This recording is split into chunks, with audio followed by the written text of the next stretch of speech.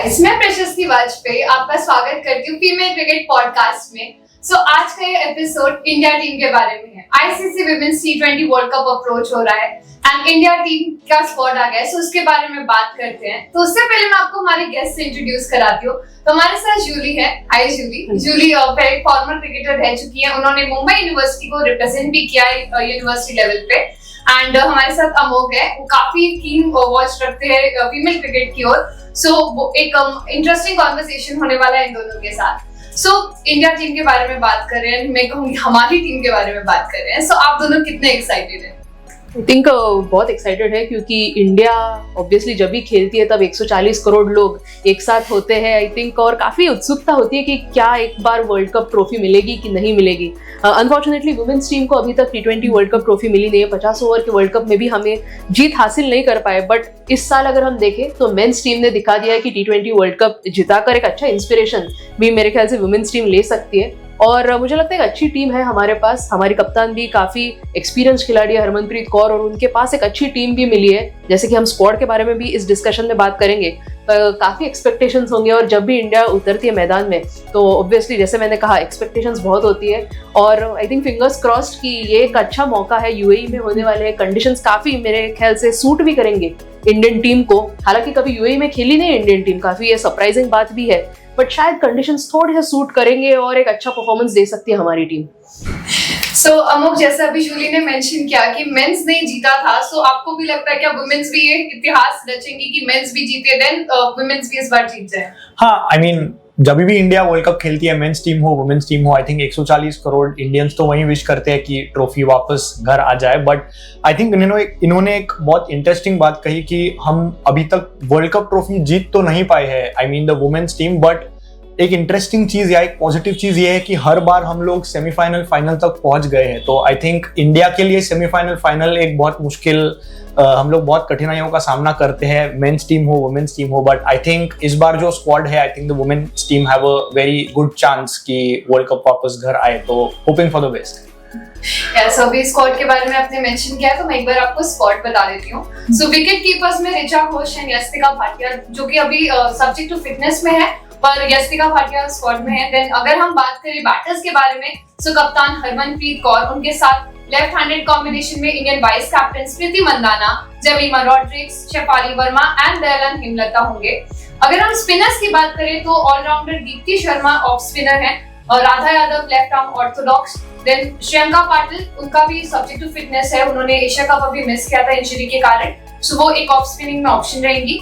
और आशा शोभना leg spinner option and संजीवन संजना एक और हमारे पास ऑफ स्पिनर ऑप्शन है, जो कि ऑलराउंडर्स में रहेंगे। देन अगर पेसर्स की बात की जाए तो पेसर्स में पूजा वस्त्रकर, रेणुका सिंह एंड अरुंधति रेड्डी, ये पेसर्स का कॉम्बिनेशन बनेंगे। इंडिया ने साथ ही साथ अपनी ट्रैवलिंग रिजर्व्स को भी मेंशन किया था, जिसमें उमा चेत्री, तनुजा खनवर और साइमा ठाकुर का नाम था। एंड नॉन ट्रैवलिंग रिजर्व्स में राघवी विश एंड प्रिया मिश्रा था। मैंने जैसा कि अभी आपको स्क्वाड के बारे में बताया, अगर कंपैरिजन करें कि ऑस्ट्रेलिया एंड न्यूजीलैंड जो कि उनके ग्रुप का पार्ट है, तो उन्होंने काफी पेसर्स को खिलाया है। कंपेयर करें अगर इंडिया के पेसर्स के नंबर्स पे, इंडिया ने सिर्फ 3 पेसर्स को खिलाया। उस हिसाब से क्या इंडिया को यहाँ पे थोड़ा सा सेटबैक हो सकता है? मुझे लगता है कि सेटबैक तो नहीं होगा, बट ऐसा हम लोग बोल सकते हैं कि इंडिया स्पिन हैवी कंडीशंस में काफी अच्छा खेलती है। तो आई थिंक ये जो लोकेशन है which is UAE world cup का, तो वो एक बहुत बड़ा फैक्टर होगा इस चीज में कि हम लोग ज्यादा स्पिनर्स लेके जा रहे हैं। ऑल्सो अगर आप ये देखें कि teams like Australia, England, South Africa, ये लोग के जो पेसर्स है they are more acclimatised towards playing pace conditions में। तो I think they have built अच्छे pacers more than spinners, because उनके जो कंडीशंस है वो फेवर करते हैं पेसर्स को।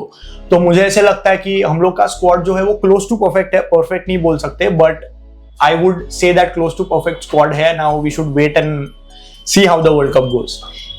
जूली, आप भी क्या मुख की बात से सहमति रखती है, कंसीडरिंग एक फैक्ट कि बांग्लादेश में पहले ये टूर्नामेंट होने वाला था, जो हम जानते हैं कि वो काफी स्प्रिंट फ्रेंडली है, एंड इंडिया ने वहां पे अपने दोनों बायलैटरल सीरीज भी जीते थे 2023 के बाद से। सो काफी एक अच्छा एनवायरनमेंट उनको मिल गया था। तो अभी जो सिचुएशन चेंज होकर यूएई में हुआ है, सो अगर आपको याद हो तो यूएई में वुमेन्स T20 चैलेंज भी हुआ था जिसमें स्मृति मंदाना, हरमनप्रीत कौर इन लोगों ने खेला भी था एंड उनकी टीम्स भी एक दो सीजन्स जीते थे। सो उस हिसाब से क्या आपको लगता है कि वो फैक्टर जो इतने सालों पहले खेला था वो यहाँ पे हो सकता है? शायद हो सकता है, 100% नहीं कह सकते, क्योंकि जैसे कि मैंने पहले भी मेंशन करा था कि यूएई में इंडियन टीम ने एज एन इंटरनेशनल यूनिट खेला नहीं है एक भी मैच, तो वो एक सरप्राइज एलिमेंट जरूर आ सकता है। बट अगर आप कॉम्पोजिशन भी देखें तो मुझे ज्यादा सरप्राइजिंग नहीं लगा, क्योंकि जिस तरीके से हमने स्पिनर्स के साथ भरा है वो स्क्वाड, क्योंकि अगर हमें याद हो तो कभी कभी इंडिया ने तो केवल एक पेसर और 4 स्पिनर्स के साथ भी गई है इंडियन टीम, तो आई थिंक वो बहुत रिलाई करती है अपने स्पिनर्स के ऊपर। बट पॉजिटिव चीज यही है कि हमारे पास अगर आप देखें तो हर एक वैरायटी है स्पिनर की, आपके पास ऑफ स्पिनर्स है, आपके पास लेफ्ट आर्म स्पिनर है, आपके पास लेग स्पिनर है, तो ये आई थिंक बहुत स्ट्रांग बनाता है इंडियन टीम को। और मुझे लगता है कि अपने स्ट्रेंथ्स को वो बैक कर रहे हैं और उनको भी पता है कि ऑस्ट्रेलिया जैसी टीम हो या न्यूजीलैंड जो टीम हो जो इंडिया के साथ सेम ग्रुप में है, उनको स्पिनर्स के खिलाफ खेलने में भी परेशानी होगी। हालांकि श्रीलंका और पाकिस्तान को ज्यादा परेशानी नहीं होगी क्योंकि वो भी एक सब कॉन्टिनेंटल नेशंस है, उनको भी स्पिन खेलने की काफी आदत है, बट ऑस्ट्रेलिया और न्यूजीलैंड आई थिंक उनको काफी तकलीफ दे सकते हैं हमारे spinners. So on that note अभी हमने स्क्वाड के बारे में इतना डिस्कस किया, तो एक बार अपने फन सेगमेंट की ओर चलते हैं जो कि है गेस द प्लेयर। सो इतने प्लेयर्स के बारे में हमने डिस्कस किया है। सो ड्रिल ये है कि मैं आपको चिट्स पास करूंगी, आप उसमें से एक पिक करेंगे ताकि कोई भी बायसनेस ना हो। सो एंड हिंट ये है कि सारे प्लेयर्स हमारी T20 स्क्वाड के ही हैं जो भी वर्ल्ड कप के लिए जा रही है। सो आप एक चिट कीजिए एंड पास कीजिए।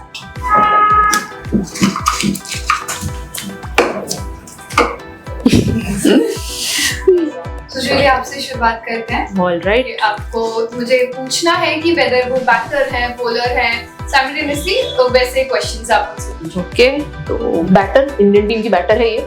नहीं। ओके, बॉलर है, ऑलराउंडर है मतलब, ओके, बॉलिंग ऑलराउंडर है या ओके, फास्ट बॉलिंग ऑलराउंडर है, स्पिन बॉलिंग ऑलराउंडर है, ओके, तो दीप्ति शर्मा नहीं, ओके, ऑफ स्पिनर ही है, Yes. Shreyanka Patil, oh great. So Julie ने तो काफी जल्दी आंसर दे दिया, हम अब देखते हैं कि आप इनको गेस कर पाए। High pressure situation. Batter, no bowler, no all rounder, yes batting all rounder, no bowling all rounder, yes Deepti Sharma,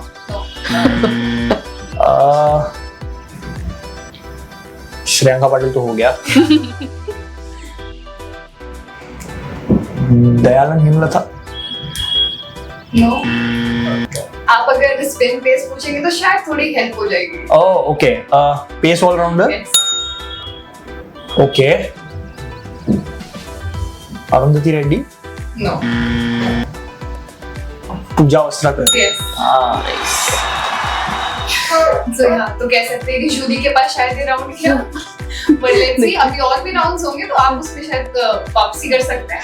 so now let's move on. अब एक बहुत इंटरेस्टिंग टॉपिक है व्हिच इज इंडिया की परफॉर्मेंस T20 वर्ल्ड कप में कैसी रही। हमने देखा कि 2009 में सेमीफाइनल्स खेला था न्यूजीलैंड के खिलाफ, देन 2010 में दोबारा इंडिया सेमीफाइनल्स में थी, उसके बाद एक पीरियड था कि लगातार 3 बार हम राउंड 1 में ही बाहर हुए थे फ्रॉम 2012 टू 16। बट जब से हरमनप्रीत की मैं कहूंगी कैप्टनसी आई 2018 से, हमने सारे नॉकआउट स्टेजेस खेले हैं। सो 2018 में सेमीफाइनल्स थे जहां पे हम इंग्लैंड से 8 विकेट से हारे थे, वहां पे हरमन ने पहली बार कैप्टनसी की थी। देन उसके बाद 2020 में हम रनर अप्स रहे थे, मैं कहूंगी इंडिया को अबैंडन वहां पे मैच हुआ, देन वहां पे फाइनल्स ऑस्ट्रेलिया के खिलाफ खेला था। देन 2023 जो भी रिसेंट हुआ उसमें सेमीफाइनल्स में बहुत क्लोज वहां पे जो हमें हुआ है, जूली के एक्सप्रेशन से मुझे पता चल रहा है। तो जूली हम पहले आपसे उस बारे में बात करें। क्यों मतलब प्रशस्ति, क्यों आप वो याद दिला रहे हो? मतलब 2023 काफी मुश्किल से मेरे ख्याल से जो भी इंडियन वुमेन्स क्रिकेट टीम के फैंस है या जो भी फैंस है इंडियन क्रिकेट के, आई थिंक उनके लिए वो बहुत निराशाजनक दिन था। ऑलमोस्ट वो लाइक जैसे वो इंग्लिश में कहते हैं कि snatching victory from the jaws of defeat, वैसी वाली फीलिंग आ गई थी मेरे ख्याल से। हमारी कप्तान वहां पे थी हरमनप्रीत कौर, एक बेहतरीन हाफ सेंचुरी उनके बल्ले से आई थी, बट वो ही बल्ला आई थिंक एंड में उनको शायद मुझे कहना पड़ेगा शायद थोड़ा सा दगा दे गया ऐसा लगता है, वो बैट अटकी या वो लेजीनेस या आई डोंट नो जो भी था, जो भी कंट्रोवर्सी भी हुई उसके बाद, क्योंकि ऑस्ट्रेलिया की जो फिलहाल अभी की जो कप्तान है उनको भी काफी कुछ कहना था उसके बारे में, बट अभी वो आई थिंक उस चीज को हमें भूलना चाहिए।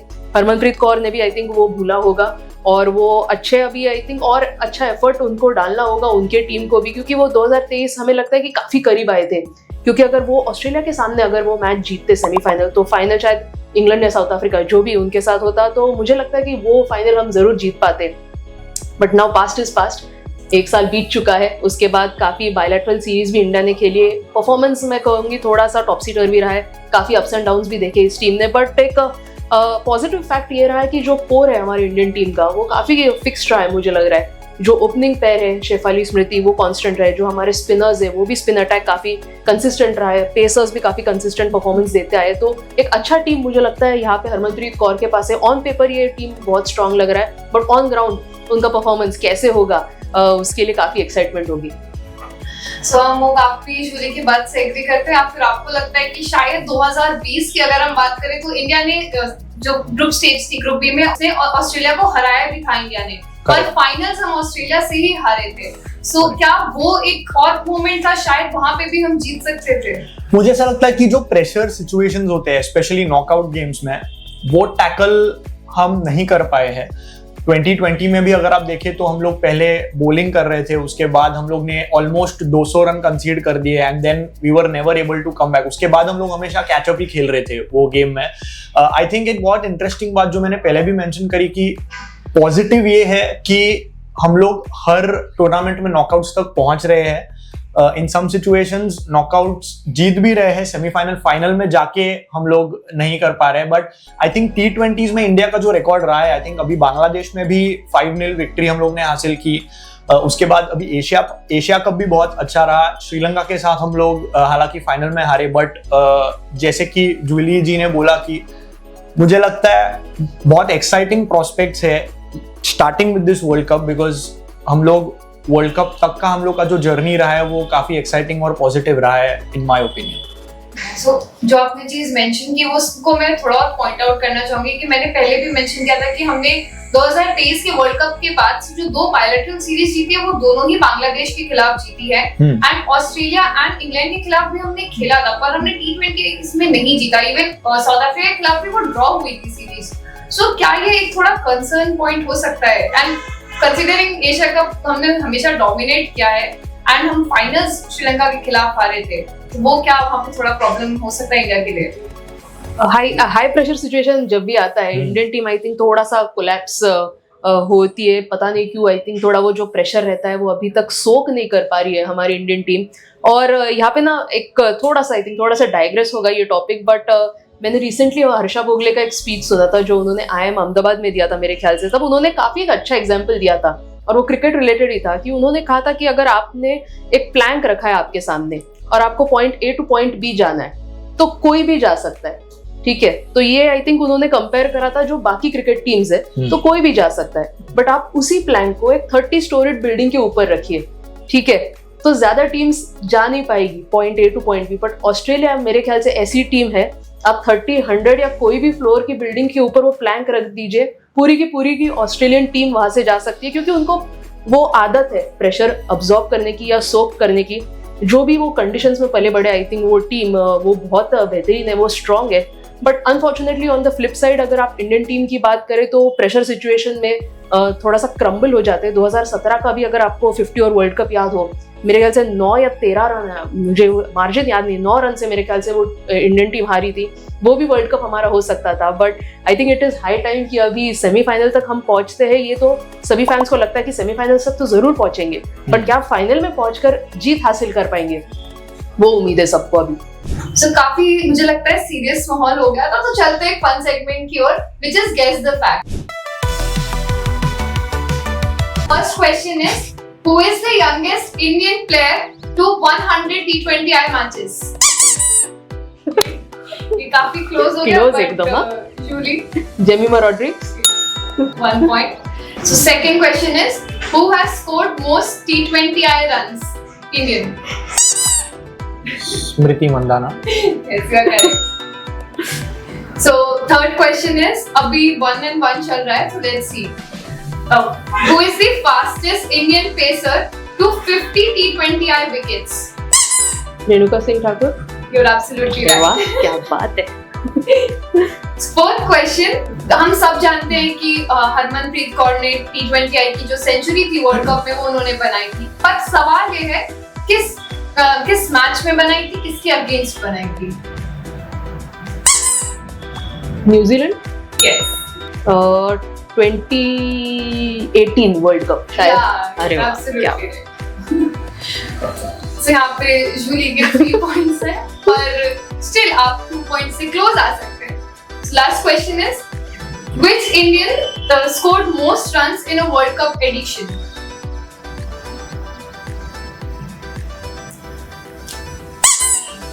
Mitali Raj. Yes. Really? Yeah. Guess था ये। एक एक्स्ट्रा बोनस अगर आप प्योर या मैच रन्स बता सकें। 2016? नहीं, 14 होगा फिर। हाँ, okay. 208 रन उन्होंने बनाए थे। So ये तो हमारा फन सेगमेंट था, काफी नाइस, गुड क्वेश्चंस यार। एक बात करते हैं जो मैं सोचती हूँ कि as a Indian cricket fan, women's cricket fan, ये बहुत टाइम से ये सवाल चलता आ रहा है एंड इतने टाइम से उसी का क्वेश्चन हम पूछ रहे हैं। आई गेस जूली की स्माइल ने वो चीज गेस भी कर ली। So which is potential number 3 for India team? क्योंकि हमने देखा है कि जेमिमा रॉड्रिक्स ने पिछले साल उन्होंने नंबर 3 स्लॉट पे उन्होंने परफॉर्म किया था एंड 15 इनिंग्स उन्होंने नंबर 3 पे तब से करी है एंड 307 रन उन्होंने बनाए हैं। एंड अगर हम बात करें जो हेमलता का परफॉर्मेंस, अगर हम देखें दयालन हेमलता जो कि अभी चल रही है नंबर 3 पे, सो 7 इनिंग्स में 139 रन उन्होंने बनाए हैं। एंड यस्तिका भाटिया जो कि एक और एडिशन है जो कि अभी इंजर्ड थी, हमने देखा एशिया कप में she was not the part. So अगर उनका परफॉर्मेंस देखें तो 2 इनिंग्स में 40 रन उन्होंने बनाए हैं। सो आपके अकॉर्डिंग कौन सा वो पोटेंशियल नंबर 3 हो सकता है? मुझे लगता है कि जेमिमा रॉड्रिग्स को ही नंबर 3 पे खेलना चाहिए, बिकॉज फॉर्म मैटर करेगा in a tournament as big as the world cup. मुझे लगता है कि फॉर्म बहुत ज्यादा मैटर करेगा एंड मेरा ओपिनियन ऐसे भी है कि जेमिमा रॉड्रिग्स के पास वो इनिंग्स बिल्ड करने का जो टेक्निक होता है वो उनके पास बखूबी है और उन्होंने वो बहुत बार दिखाया भी है। सो मुझे लगेगा कि नंबर 5 पे जो वो खेल रही है अभी, वहां आके मे बी किसी गेम में it will be too late for her to come and structure the inning. तो इनिंग स्ट्रक्चर करने की जो कला है वो उनमें बहुत ज्यादा है as compare to Dayalan Hemalatha और even Yastika Bhatia for that matter. तो मुझे लगता है कि जेमिमा रॉड्रिग्स को ही नंबर 3 खेलना चाहिए at least for this world cup, because inform भी है। मैं अमोक से 100% अग्री करती हूँ। आप भी प्रशस्ति अग्री करेंगे क्योंकि आपको भी याद होगा, हम साउथ अफ्रीका सीरीज हो गई तब भी हम बात कर रहे थे नंबर 3 पे क्या जेमिमा आएंगी। एशिया कप हो गया तभी भी हमने जेमिमा रॉड्रिग्स को नहीं देखा। काफी बैटर्स ट्राई करे इंडियन टीम ने। एस सजना को भी एक बार मौका दिया नंबर 3 पे, उमा छेत्री ने भी एक बार नंबर 3 पे बल्लेबाजी करी, बट जेमिमा रॉड्रिग्स का नामो निशान भी नहीं था। शायद वो नंबर 5, आई थिंक उनका बर्थडे भी 5 सितंबर है, तो 5 उनका लकी नंबर, जर्सी नंबर 5, तो बैटिंग पोजीशन भी 5 ऐसा उनको डेजिग्नेटेड दिया गया ऐसा लग रहा है। पर अगर आप रिकॉर्ड्स भी उनके देखें जैसे कि आपने मेंशन करा, और अगर आप ओवरऑल भी देखें इंडियन टीम का जो नंबर 3 पे जिसने बल्लेबाजी करी है T20Is में, जेमिमा रॉड्रिग्स के तकरीबन 1500 रन है जो हाईएस्ट है नंबर 3 पे, बट तो भी उनको नंबर 3 पे नई बैटिंग मिल रही है। बट अगर उनको मिलती है बैटिंग नंबर 3 पे तो मुझे लगता है कि और एक प्लस पॉइंट इंडियन टीम के लिए होगा कि शायद एक एक्स्ट्रा बॉलर भी खिला सकती है इंडियन टीम। क्योंकि अगर आप इंडिया का टॉप 5 या टॉप 6 देखें तो अनफॉर्चुनेटली वहां पे ऑलराउंडर्स नहीं है। दीप्ति शर्मा जरूर एक ऑलराउंडर है, पर वो नंबर 6 या 7 पे हम देखेंगे उनको। बट ऊपर के जो बल्लेबाज है, स्मृति मंदाना, शेफाली वर्मा, हालांकि थोड़ी सी बॉलिंग स्मृति मंदाना ने करी थी, काफी चर्चा में भी आई थी, काफी कंपैरिजंस भी हो गए थे विराट कोहली के साथ उनके, बट एक जेन्युइन ऑलराउंडर वहां पे मिसिंग है। तो अगर जेमिमा नंबर 3 पे आती है तो एक बॉलिंग ऑप्शन भी इंडियन टीम ला सकती है वहां पे। बट आई थिंक थोड़ा सा अगर हम रियलिटी चेक भी ले ले तो जेमिमा रॉड्रिग्स शायद नंबर 3 पे नहीं आएंगी। मुझे लगता है शायद यस्तिका भाटिया को नंबर 3 पे जगह मिल सकती है, क्योंकि बांग्लादेश के खिलाफ उन्होंने एक मैच खेला था इसी साल जब उन्होंने 36 रन बनाए थे, और उसके बाद अनफॉर्चुनेट एक इंजरी की वजह से वो प्लेइंग 11 का हिस्सा नहीं थी, और अभी इंजरी के बाद आ रही है। तो यस्तिका भाटिया एक लेफ्टी बैटर है, तो वो नंबर 3 पे शायद हम देखेंगे। बट देखना होगा कि आप दोबारा दयालन हेमलता के पास जाते हैं या यस्तिका भाटिया को मौका मिलता है। बट ये I think question will remain unanswered till the first match. But एक फॉलो अप क्वेश्चन है उससे, जैसे आपने मेंशन किया कि दीप्ति शर्मा 6 पे आती है, सो वो भी एक क्वेश्चन जूली आपको याद होगा कि हम पूछते थे क्या दीप्ति शर्मा का बैट नंबर जो है वो क्या अप द ऑर्डर आ सकती है, क्योंकि हमने जब WPL देखा था तो उन्होंने काफी अच्छे रन्स बनाए थे जब उन्होंने अपने आप को ऊपर भेजा था, वो एक अच्छा परफॉर्मेंस उनकी तरफ से आया था। प्लस अगर कंसीडर करें कि पिछले साल जो रन्स थे, जो स्मृति मंदाना ने हाईएस्ट रन्स बनाए थे इंडिया के लिए, लेकिन सेकंड हाईएस्ट पे ऋचा घोष का नाम था। सो उस हिसाब से क्या ऋचा घोष को भी अब तो ऑर्डर आना चाहिए, क्योंकि एशिया कप में भी बहुत अच्छा परफॉर्मेंस आया था उनकी तरफ से। प्रशस्ति, आपको याद होगा तो मैंने एक बार ऋचा घोष का भी नाम लिया था कि थोड़ा सा एक रेडिकल मूव ट्राई कर सकती है इंडियन टीम। जैसे मेंस क्रिकेट टीम में हमने ऋषभ पंत को कभी तो देखा था नंबर 3 पे बल्लेबाजी करते हुए, तो व्हाई नॉट, एक एक्स फैक्टर प्लेयर है ऋचा घोष। और अगर शेफाली वर्मा का विकेट जल्दी चला जाता है पावर प्ले के अंदर ही, तो ऋचा घोष एक आई थिंक एक इमीडिएट सब्स्टिट्यूट जैसे हो सकती है। जो शेफाली वर्मा एक क्या कहते हैं, एग्रेसिव अप्रोच लाती है, वैसे ऋचा घोष भी एक एग्रेसिव इंटेंट लाती है वहां पे। बट मुझे नहीं लगता कि हमारी बात आई थिंक अमोल मुजुमदार को भी सुननी चाहिए जो हेड कोच है। शायद एक थोड़े से कुछ इनपुट्स मिल सकते हैं यहाँ पे, but obviously they have better experience, उनके पास ज्यादा आई थिंक थिंकिंग कैपेसिटीज है, तो उनको पता है कि नंबर 3 पे कौन है। बट होपफुली, और as fans of Indian women's cricket team, as fans हम होप करेंगे कि ये नंबर 3 का पोजीशन सॉर्ट आउट किया है उन्होंने वर्ल्ड कप के पहले। So, ये तो काफी बड़ा क्वेश्चन है। मैं आपसे भी रिक्वेस्ट करूंगी, आप भी हमें कमेंट सेक्शन में बताइए कि आपके हिसाब से कौन नंबर 3 स्लॉट के लिए परफेक्ट फिट हो सकता है। सो अब मूव ऑन करते हैं हमारे एक और फन सेगमेंट की ओर, so which is what's in my mind. So पहले आप क्यू कार्ड्स ले लीजिए, फिर मैं एक्सप्लेन करती हूँ।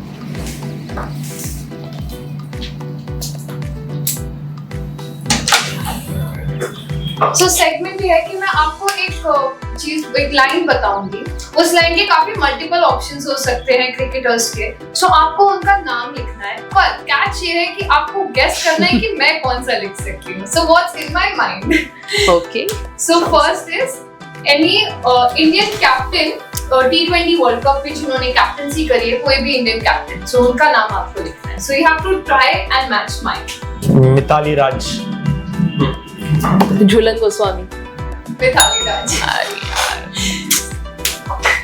सो आपको we share the same birthday ना, तो इसीलिए मैंने उनका नाम लिखा। सो आपको फर्स्ट पॉइंट यहाँ पे आपने लीड ली है। So second is any Indian spinner, any Indian spinner जो कि T20 वर्ल्ड कप में है, उस स्क्वाड से, हमारे स्क्वाड में काफी स्पिनर्स, हमने उनके बारे में इतनी चर्चा करी है, तो उस स्क्वाड में से कोई भी इंडियन स्पिनर जो आपको लगता है मैं लिख सकती हूँ। From the current squad. Okay, Julie पर आपसे शुरू करते हैं। आशा शोभना, ओके, श्रेयांका पाटिल, दीप्ति शर्मा। सो किसी का मैच नहीं हुआ तो इस राउंड का पॉइंट तो किसी को नहीं मिलेगा, पर जूली आपके पास मौका है इस थर्ड क्वेश्चन पे आप टाई कर सकती हैं एक पॉइंट के साथ। So third question is any Indian player जिन्होंने 150 प्लस रन्स बनाए हो किसी भी एडिशन T20 वर्ल्ड कप के। आपसे चलो, ओके, शुरू करते हैं। Harmanpreet Kaur, same Harmanpreet Kaur, same, yes finally. So Julie को ये पॉइंट मिलता है, साथ ही साथ अमोक को भी पॉइंट मिलता है, पर 2-1 से वो इस बार जीत जाते हैं। थैंक यू, ग्रेट, उन्होंने रिडेम्पशन ले लिया यस अपने पिछले गेम का। सो अभी हमने इतने प्लेयर्स के बारे में बात करी, हरमनप्रीत कौर का नाम लिया है, तो वहीं से स्टार्ट करते हैं कि पॉसिबल प्लेइंग 11 इंडियन टीम की क्या हो सकती है। वाओ, बहुत आई थिंक टफ क्वेश्चन होगा ये, बहुत ही क्योंकि नंबर 3 आई थिंक हम नंबर 3 को एक्सक्लूड करें तो उसके अलावा शायद प्लेइंग 11 यहाँ पे हम काफी हद तक फैंस को भी प्रोवाइड कर सकते हैं। करेक्ट। अगर हम देखें ओपनर्स तो हमारे सेट है, स्मृति मंदाना, शेफाली वर्मा। नंबर 3 अभी फिलहाल हम ABC लिखते हैं, एंड में जाते हैं कि वहाँ पे जैसे उस स्कूल में फिल इन द ब्लैंक्स होता था, वैसे आई थिंक वो अभी फिल इन द ब्लैंक्स है वहाँ पे। बट डेफिनेटली जो भी फैंस ये शोज देख रहे हैं कि ऐसे नहीं कि हमारे पास नंबर 3 के लिए प्लेयर नहीं है। I think there are plenty of options. Jemimah Rodrigues जिसकी हमने बात करी, यस्तिका भाटिया है, दयालन हेमलता है, ऋचा घोष को भी शायद प्रमोशन मिल सकता है। तो नंबर 3 हम लास्ट में जाते हैं कि जो भी होगा देखते हैं कौन होगा। नंबर 4 कप्तान Harmanpreet Kaur, number 5 wicket keeper Richa Ghosh, provided she is not promoted to number 3। मैं वही बोलने वाला था।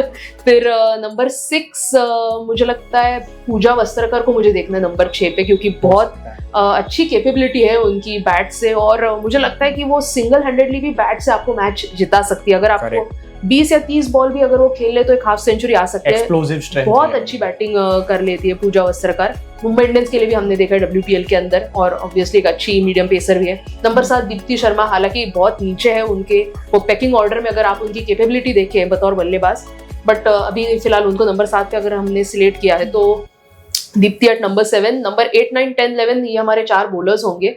वहाँ पे मुझे राधा यादव को एक जगह देनी है, उसके बाद रेणुका सिंह ठाकुर एक होंगे, श्रेयंका पाटिल या आशा शोभना, देखते हैं इंडियन टीम मैनेजमेंट कौन से स्पिनर के साथ जाती है, एंड अरुंधति रेड्डी शायद एक ऑप्शन वहाँ पे बन सकता है।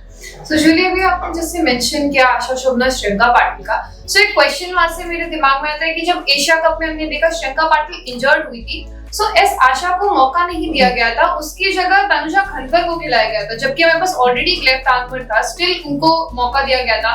सो आपको लगता है क्या वो जो मूव था वो शायद सही नहीं था, शायद एस आशा को खिलाना चाहिए था, कंसीडरिंग कि वर्ल्ड कप में आपने उनको 15 में रखा है एंड तनुजा खनकर आपके पास रिजर्व्स में है? काफी सरप्राइजिंग था प्रशस्ति, आपको भी याद होगा हमने जो डिस्कशन करा था, हम लोग सारे लोग आई थिंक काफी सरप्राइज थे कि आशा शोभना वो इमीडिएट रिप्लेसमेंट हो रहा था ऐसा लग रहा था, और एक लेग स्पिन ऑप्शन भी देती है। बट मुझे लगता है कि यूएई के अंदर अगर आप देखें तो जो वेन्यूज है वहाँ पे ग्राउंड साइजेस भी काफी बड़े हैं, और एक अच्छा लेग स्पिनर अगर आपके आर्मरी में है, और वो मैं यहाँ पे थोड़ा सा कंपैरिजन करना है कि पूनम यादव भी एक लेग स्पिनर हुआ करते थे इंडियन टीम के लिए, उन्होंने भी काफी विकेट्स निकाले, मेरे ख्याल से वो हाईएस्ट विकेट टेकर है इंडिया के लिए T20 या क्रिकेट के अंदर। तो पूनम यादव एक leg spinner, highest wicket taker for T20 for India.